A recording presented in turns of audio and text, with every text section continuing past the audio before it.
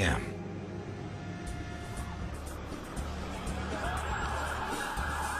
In lower Manhattan, several thousand firefighters, police officers, and paramedics are at the World Trade Center. People are pouring out of the buildings and into the streets. About 14,000 people have evacuated from the Twin Towers, but about 2,000 are trapped above the impact zones.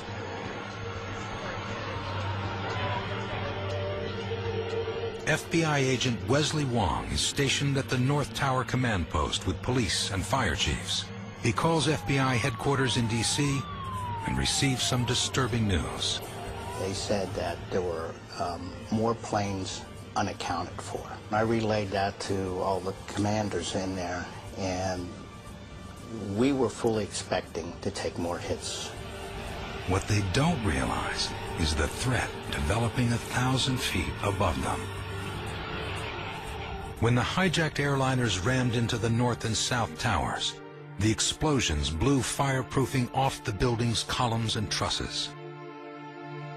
Searing flames, fed by thousands of gallons of jet fuel, had begun to soften the exposed steel. Temperatures reached 2,000 degrees Fahrenheit inside the impact zones. Both towers are only minutes away from collapse. I can tell you from someone who was there in the command center, there was no talk of those buildings collapsing. This footage shows firefighters, burdened by their heavy clothing and equipment, heading into the Trade Center. They join hundreds of others already climbing upstairs toward the impact floors of both towers. We would take a quick little breather every 5 or 6 floors, just 10 seconds, 15 seconds. Put your mask down, put your tools down, just, take a little breath for 10, 15 seconds, and then grab your equipment and start going again. The average firefighter, carrying 100 pounds of gear, takes an hour to climb 25 flights of stairs. At this rate, most firefighters face a 3 to 4 hour hike before reaching the impact floors in either building. Battalion Chief Richard Picciotto is heading up to the 35th floor of the North Tower. He's aware that this is the biggest rescue operation in the history of the FDNY. I knew firemen were going to be injured and killed that day. Just the nature of the job we had in front of us. In the South Tower, Battalion Chief Oreo Palmer, a marathon runner, has taken an elevator to the 41st floor, then raced up the stairwell to the 78th floor. He's joined by Fire Marshal Ronald Buca, another avid runner who's climbed all the way from the ground floor. Palmer and Buca are the first to reach an impact zone in either tower. 9:52 a.m. Palmer surveys the damage on the 78th floor. He radios the men of Ladder Company 15 who are on their way up. Okay, 7, ladder 415. We got 2 isolated pockets of fire.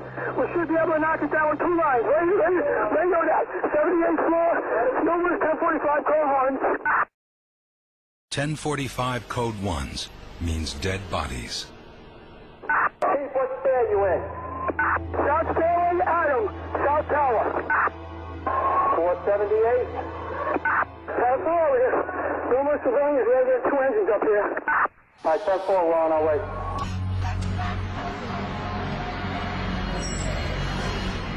(9:55 a.m.) The outer columns and trusses from the 77th floor up to the 85th floor of the South Tower are ready to give way.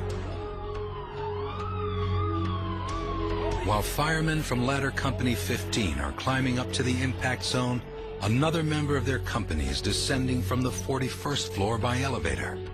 It's the only elevator working in the tower. Fire commanders on the ground are waiting to use this elevator to send more men up. But the car suddenly shuts down, trapping the firefighter inside. Go ahead, 15 roof. Stuck in the elevator shaft. You're going to have to get a different elevator. We're chopping through the wall to get out. At the impact zone, up on the 78th floor, Chief Oriel Palmer and Fire Marshal Ronald Bucca stay to fight the blaze among the dead and the dying. Palmer again tries to reach members of Ladder Company 15. Battalion 7, Ladder 15. It is the last time anyone hears from either Chief Palmer or Fire Marshal Bucca. 9:53 a.m. Inside the coach cabin of United Flight 93, passenger Jeremy Glick and 3 others have taken a vote. They've decided to rush the cockpit and try to take back the plane. The revolt will be joined by a number of passengers, including Tom Burnett, Todd Beamer, and Mark Bingham. The plane is now within 200 miles of pilot Ziad Jarrah's target, the U.S. Capitol building. Tom Burnett calls home a 4th and last time. He told me that they were waiting until they were over a rural area to take back the airplane. I felt that he just wanted me to be there for him. Jeremy Glick reassures his wife Liz one more time before he sets the phone down. He said, all right, I'm going to do it. He said, stay on the line. I'll be right back. I gave the phone to my dad. I went into the bathroom and started throwing up. The men decide it's time. I told him that I loved him. And he came to the phone and said, don't worry, we're going to do something. And that was the last thing I heard. 9:57 a.m. The battle for United Flight 93 begins. The cockpit recordings, not yet released, capture screams, loud thumps, and shattering glass and plates. The sounds of a sustained passenger assault. Burnett, Glick, and others fight to break into the cockpit. Hijacker pilot Ziad Jarrah rolls the plane sharply to the left and right. Then he pitches the nose up and down to throw the men off balance. My dad said that he heard 2 series of screams, almost like it sounded like a roller coaster. 9:58 a.m. Todd Beamer puts down his airphone and says to nearby passengers, "Are you ready? Okay, let's roll." He joins the assault in progress. After several moments, Jarrah stabilizes the airplane. He exclaims, "Is that it? Should we finish it off?" A fellow hijacker replies, "No, not yet. When they all come, we finish it off." The revolt only intensifies. One passenger yells, "In the cockpit. If we don't, we'll die." Finally, a hijacker shouts, "Allahu Akbar," Arabic, for God is great.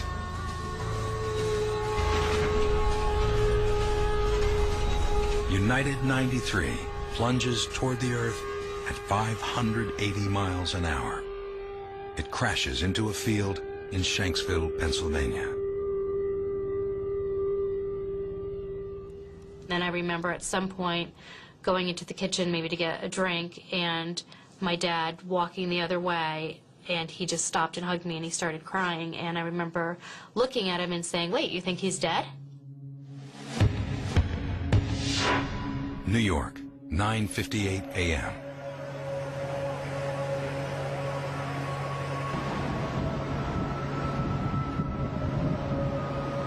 Clearly, we're in the middle of the worst ever act of terrorism, and it may not be over. TV reporter Mike Sheehan and cameraman Dave Corporon are standing on Church Street about 100 yards due east of the Twin Towers. We decided the best thing for us now is we got to get inside.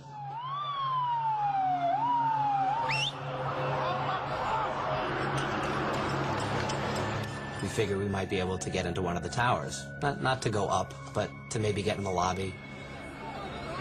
The men are about to enter the South Tower when a Port Authority officer refuses them entry and pushes them back up the street. I love you too. I love you. I love you. 4 blocks south of the Trade Center, Stanley Premnath and Brian Clark.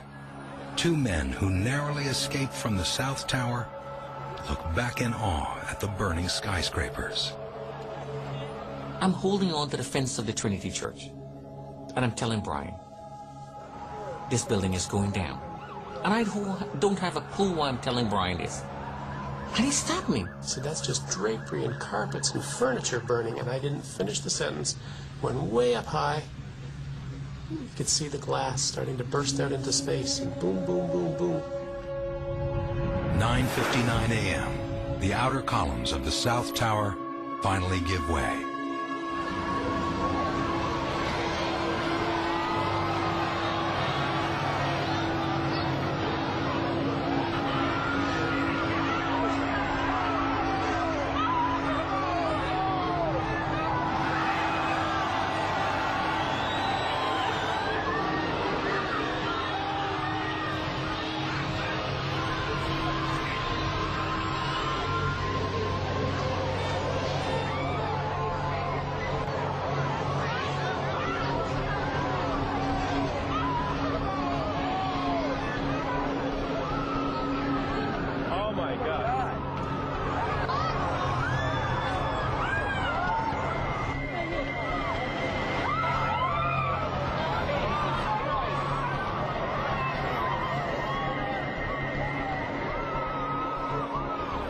People around me is sort of in my peripheral vision, taking off. Everybody just taking off.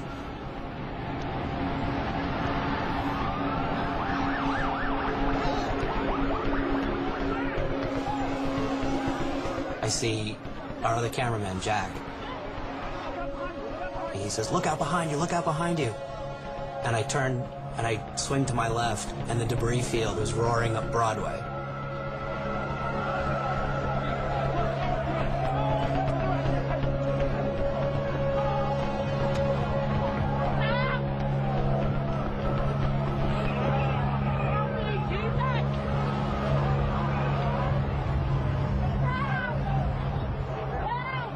I run just trying to get indoors someplace, and there's nowhere to get indoors. I'm not going to see my wife. I'm not going to see my 4-month-old daughter again. I'm going to suffocate right here in the middle of Broadway.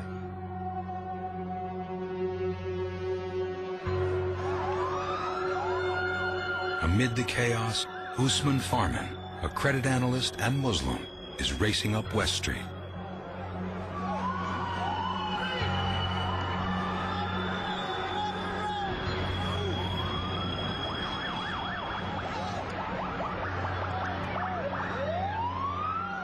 I'm running, and I completely, like misstepped, like pothole, or, maybe just fell over myself.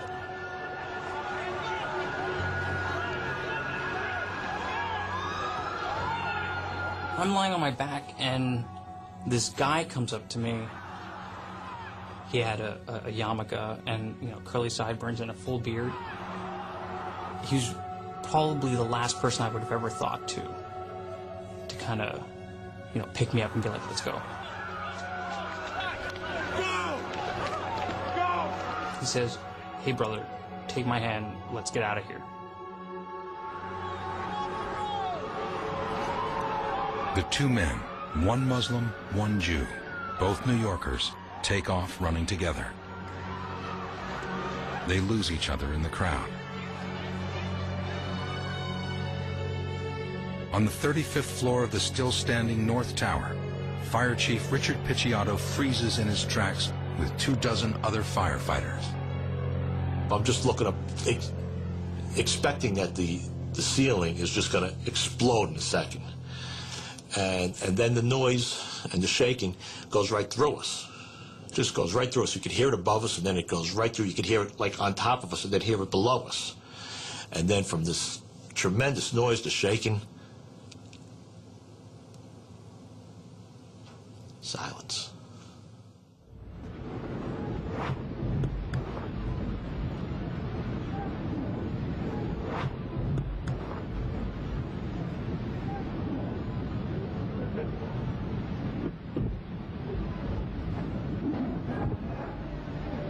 Louis Leshy, who escaped from the 86th floor of the North Tower, is lying on the floor of the shopping mall that runs below the World Trade Center. He's covered in dust and debris. I called out. It was pitch black. And I remember saying to myself, and I'll clean it up a bit, I'm not going to die in this place. You want to know what I said? I'm not going to die in this place. This is crap, and I'm not going to die here. And I made up my mind then I wouldn't. 2 blocks east of the Trade Center, the smothering blanket of ash gradually settles.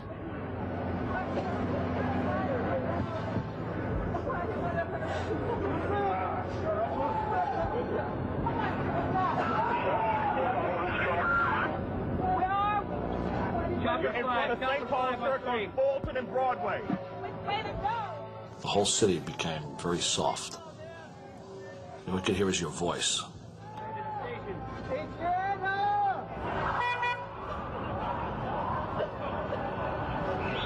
Little particles are falling, like it's still snowing.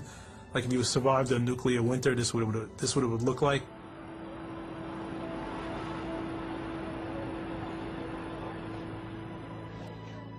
Inside the North Tower, Richard Picciotto and his men huddle near the elevators on the 35th floor.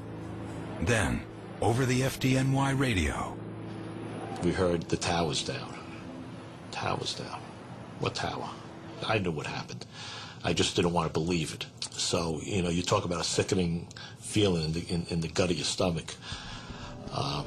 You know, the first thing I knew was, you know, how many people do I know who just died? Picciotto realizes that the North Tower is also bound to collapse.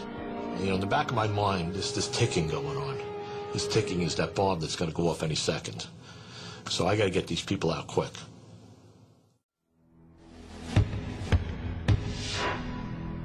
Shanksville, Pennsylvania, 10:10 a.m.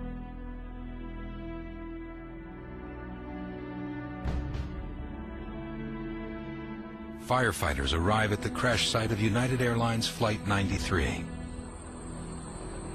They find no survivors. Air traffic controllers in Cleveland lost the plane on radar and still don't realize that it crashed. Cleveland contacts the Northeast Air Defense Sector, known as NEADS. NEADS cannot locate the aircraft either, so they call the Washington Air Traffic Control Center. United 9-3, have you got information on that yet? Yeah, he's down. He's down? Yes. When did he land? Because we have confirmation. He did not land. Oh, he's down? Dina Burnett learns about her husband's fate on television. I just remember almost falling, the strength of my body just fading away completely. I'd never felt such sorrow for any reason.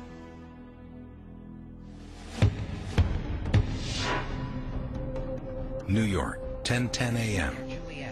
Judy, I am at the intersection of Broadway and Chambers Street, where it looks as if police are trying to virtually evacuate the whole lower Manhattan area.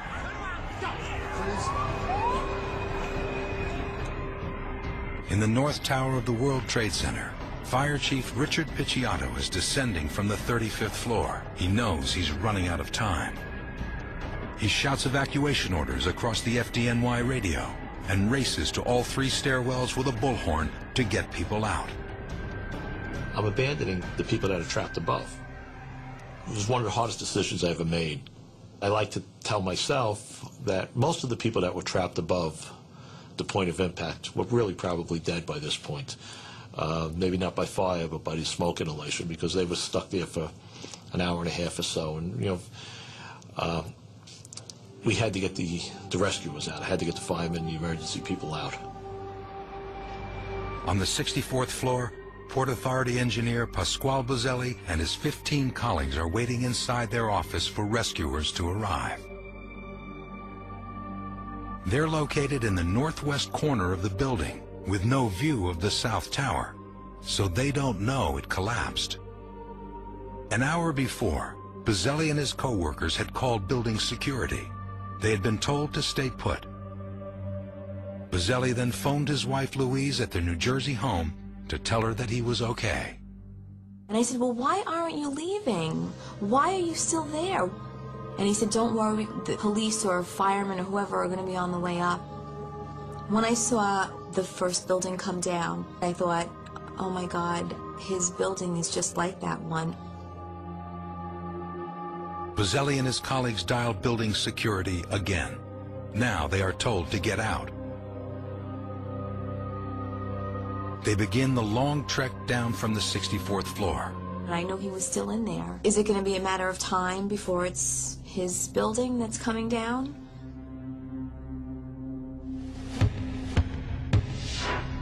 Arlington, Virginia, 10:10 a.m. At the Pentagon, Sergeant Chris Brayman and Lieutenant Colonel Ted Anderson try running back inside the impact zone to rescue more workers, but are stopped by firemen. It was very confrontational. There were people thinking, let's bum rush the firemen and just try and get in on our own. Just as we were being restrained to going back in, there was the building collapsed. 33 minutes after the attack, a giant slice of the Pentagon's west perimeter caves in from top to bottom. There's no doubt in my mind we would all be dead had it not been for the firemen. New York, 10:21 a.m.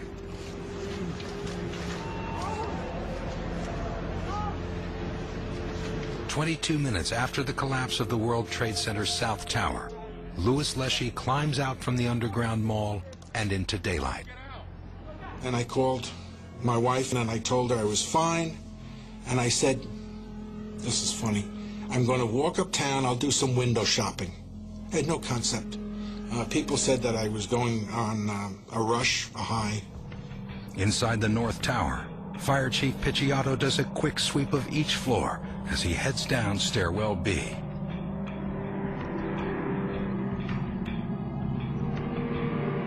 I was trying to be the last person down. I was trying to,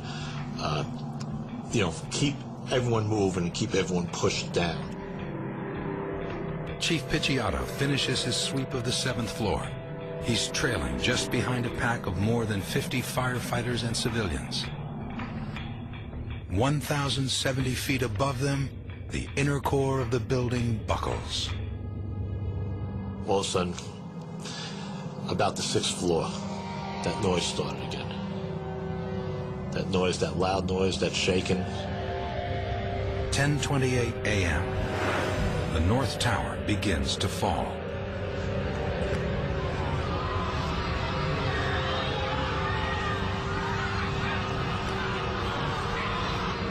Is that the second building of the World Trade Center going? Yes, that is the second. That is the second tower. That is the second tower.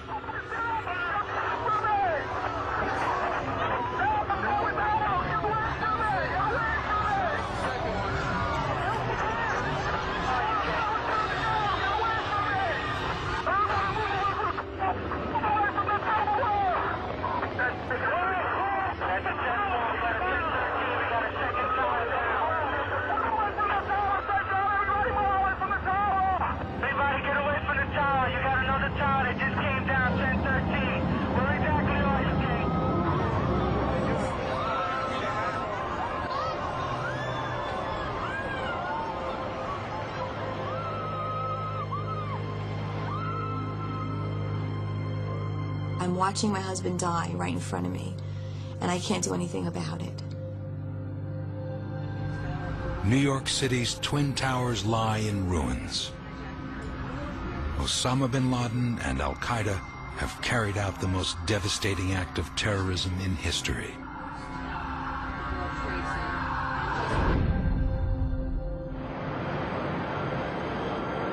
Three hours later, rescuers are searching for survivors in a mountain of twisted steel and rubble.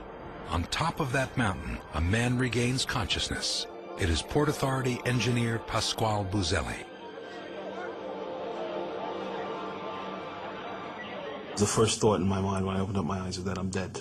I was just kind of thinking that, like in the movies, I guess, angel would come by and all of a sudden you'd float out of your body and see yourself there, you know, dead. And just as I was thinking that, I coughed and I felt pain in my leg. And, you know, I said to myself, I'm alive. Bozzelli was in the stairwell at the 22nd floor when the tower fell.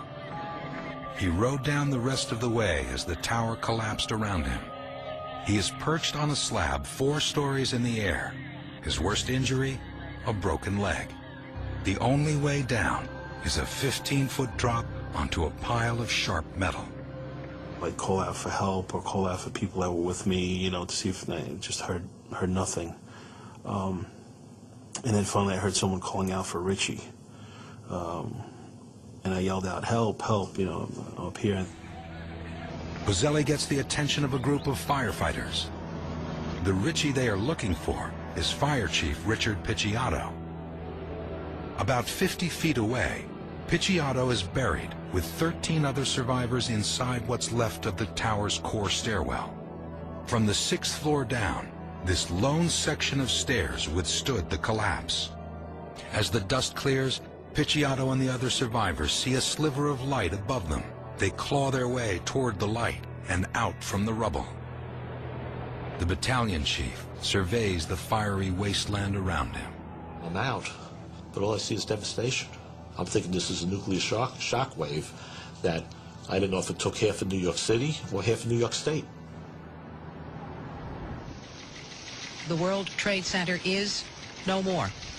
What was there this morning when we woke up is now gone.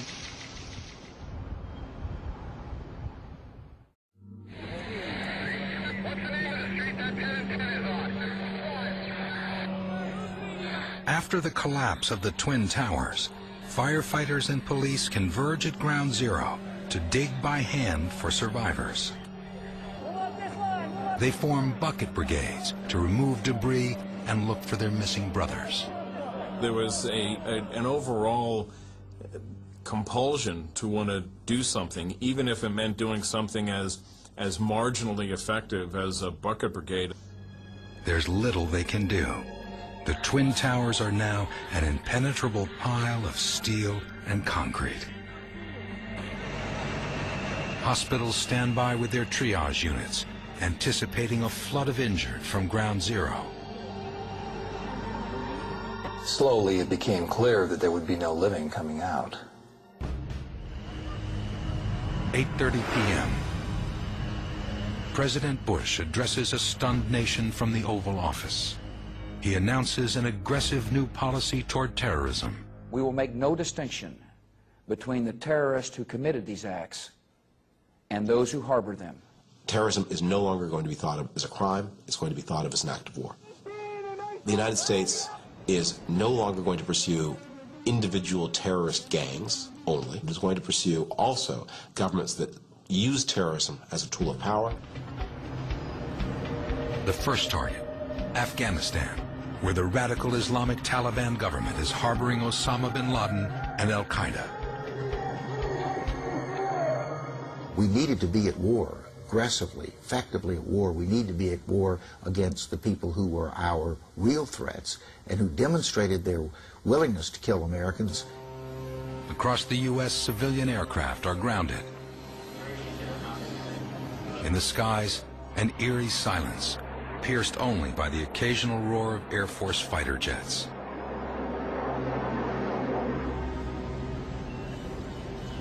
At CIA headquarters, counterterrorism officials have scanned the passenger lists of the 4 hijacked flights. They recognized the names of 2 Al-Qaeda operatives. We were shocked at the carnage, but we were certainly not surprised. We really, I think in a pretty short order, got a pretty good picture of who was involved. I don't think anyone who had worked on this problem expected any less than what happened on 9/11. If it surprised the policymakers, then shame on them. Midnight at Ground Zero. The search and rescue effort unfolds within the smoking hills of rubble. Hundreds of shoes litter the site, yet not a single corpse lies in view.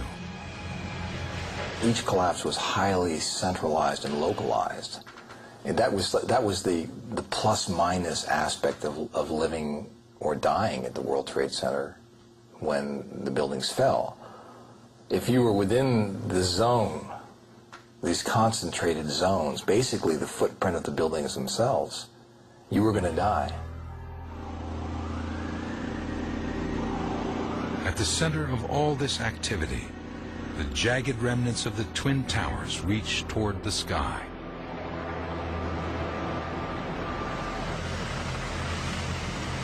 The city faces a daunting recovery and cleanup effort in the months ahead. We took a big punch and we got knocked on our ass, and people wanted to show the world that we could, you know, dust ourselves off and get back up.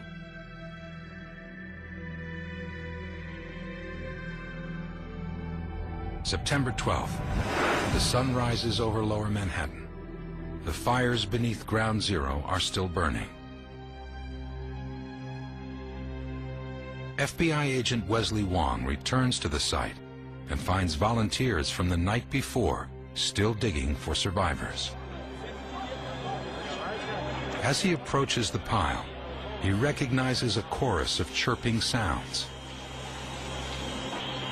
They're the signals given off by the electronic locators worn by firemen. What you heard that morning was hundreds of these locators chirping.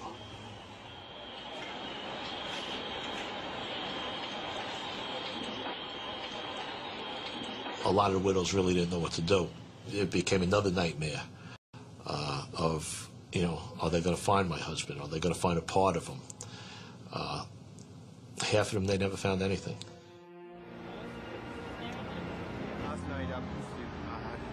Photos and flyers of the missing wallpaper the city, especially in Lower Manhattan. If anyone has any idea, if they've seen him or knows where he is, to call us. He's got two little babies. Two little babies. You still see the faces. You know, people put up faces of their loved ones, pictures. The park where the kids were playing, where it was now littered with photographs of loved ones. And you looked at those each and every day, and, you know, you try to imagine that this was once a living, breathing human being. 2,740 people will be confirmed dead at the World Trade Center, including 157 who were aboard the two planes that hit the towers. At the Pentagon, the death toll is 189, including the 64 passengers and crew from Flight 77. And in Shanksville, Pennsylvania, there are 44 dead. The total death toll from 9/11, 2,973. In the weeks that follow, Americans struggle to find their footing in a new world known as post-9/11. For the first several days, television coverage is non-stop, the most airtime for any story since the assassination of President Kennedy. Within a week, the broadcast networks return to regular programming.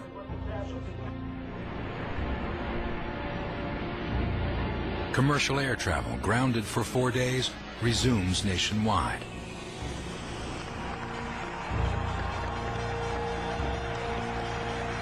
And the New York Stock Exchange reopens after a 6-day shutdown, the longest since the Great Depression. In October, a terrorist mails letters contaminated with anthrax to members of the U.S. Senate and the media. That same month, President Bush signs the Patriot Act into law, giving the federal government new powers to combat terrorism. And American military forces prepare to invade bin Laden's sanctuary, Afghanistan. It is the epic battle that Osama bin Laden had hoped for. But bin Laden vastly underestimates the American military.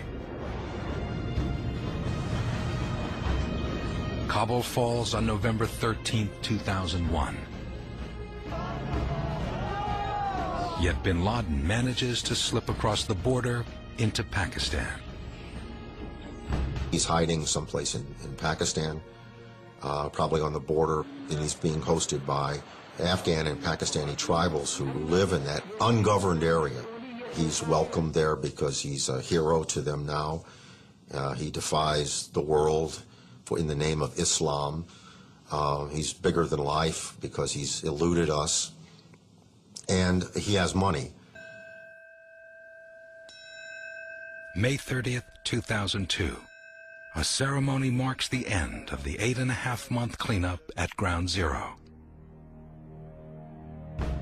On the 1-year anniversary of 9/11, Pakistani authorities arrest Ramzi bin al-Shibh after a gunfight in Karachi. He is the Hamburg cell member who couldn't get a U.S. visa and became bin Laden's go-between with the hijackers. 6 months later, CIA and Pakistani agents capture Khalid Sheikh Mohammed, the engineer of the 9/11 plot. They roust him from his sleep in a villa near Islamabad and transfer him to a U.S. military base in Afghanistan. In custody, he provides details of the 9/11 plot and admits that he was the mastermind. March 2003. President Bush leads the U.S. into a war that he defines as the next step in the new post-9/11 foreign policy. U.S. forces invade Iraq and topple the regime of Saddam Hussein, a dictator who was left in power at the end of the First Gulf War. Also in March, the National Commission on the Terrorist Attacks against the United States holds its first public meeting. July 2004, the Commission issues its final report. This was a failure of policy, management, capability, and above all, a failure of imagination. October 29, 2004. Just 4 days before the U.S. presidential election, bin Laden releases a videotaped statement. We had to destroy the towers in America, so they taste what we tasted, and they stop killing our women and children. Bin Laden's been very clear. His message has been a defensive message, that what we want is the Americans out of the Middle East. This is Osama bin Laden legacy. The man who dared to say to American, you interfering in our business, we will interfere in your business. You are killing our people, I am killing your people. In many ways, Osama bin Laden has achieved what he originally set out to as a young mujahideen. Even if bin Laden is killed or captured, there is sufficient momentum for the jihad campaign against the West to continue, because he has galvanized a movement that will certainly outlast him. I heard it repeatedly after the '93 World Trade Center bombing by saying they didn't kill enough people. It wasn't said by militants, it was said by FBI agents. They didn't say it because they wanted more blood, but they understood that it would take more blood in order to get the government to react. And now I'm hearing other FBI and other officials say to me, Steve, we're going to need another 9/11. I don't think the American people have a good idea of what a long and bloody road this is going to be.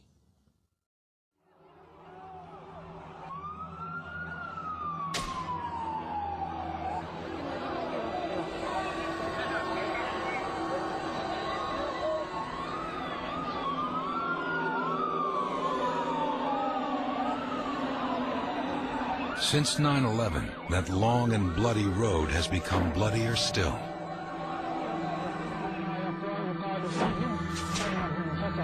Al-Qaeda is no longer just a terror network, it's a movement that operates worldwide.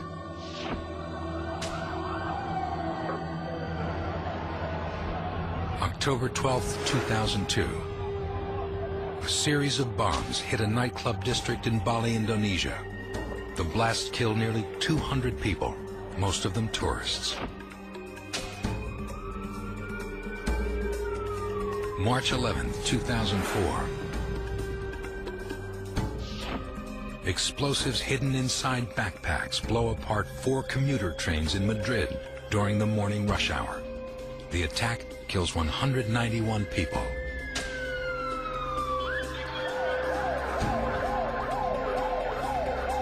July 7, 2005. Bombs tear through 3 underground trains and a double-decker bus in downtown London. At least 55 people are killed.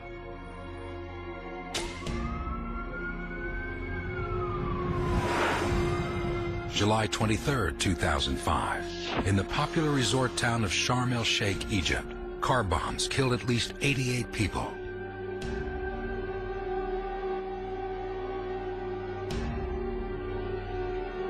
It was sometime in November 2001 when Osama bin Laden met with a Pakistani journalist in a mountain hideout in Afghanistan.